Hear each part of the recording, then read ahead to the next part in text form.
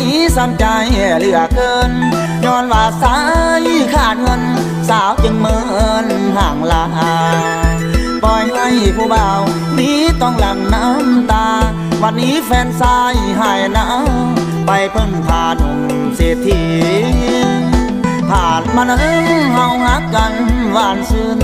แต่ต้องมาคมคืนน้องเพิ่นเงินหมื่นคนมีบ่น่าจะหลอกใครเลยนะแม่คนดีหัวใจทรายมันปนปีพัดท่าเสียทีและนมผู้ไทย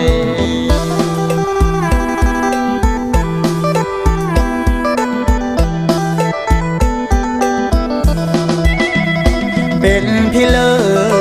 ศเป็นพี่เลิศเป็นพี่เลิศสาวเป็นเธอจึงลืมง่ายคำสัญญาต่ออายนางยังเว้าว่าละจังดันเด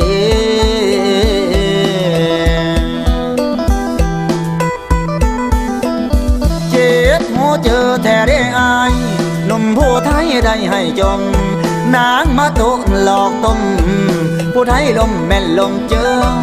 ผู้ไทยลมแม่นลมเจิงเดนอ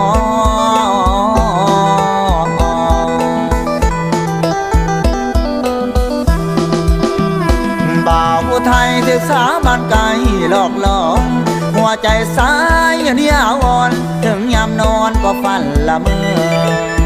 ถ้ามีศาสนาขอผู้ข้าจะได้เจอมันปวดหัวใจหลายเด้ออย่าพบอย่าเจอเด้อคนหลาย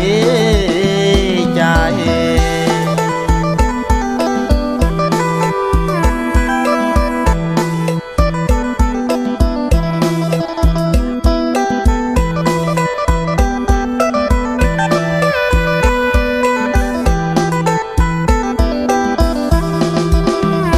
เป็นพี่เลิ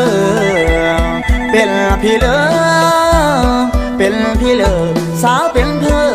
จึงลืมง่ายคำสัญญาต่ออายนางยังเว้าว่าละจังดันเด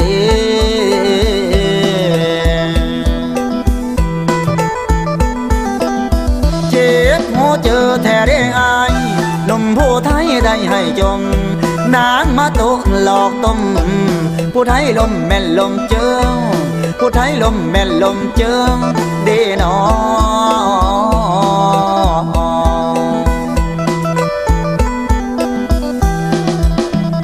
บ่าวผู้ไทยศึกษาบ้านไกลหลอกหลอนหัวใจสายเนี่ยอ่อนถึงยามนอนก็ฝันละเมอถ้ามีศาสนาขอผู้ข้าจะได้เจอมันปวดหัวใจหลายเด้ออย่าพบอย่าเจอเด้อคนหลายใจ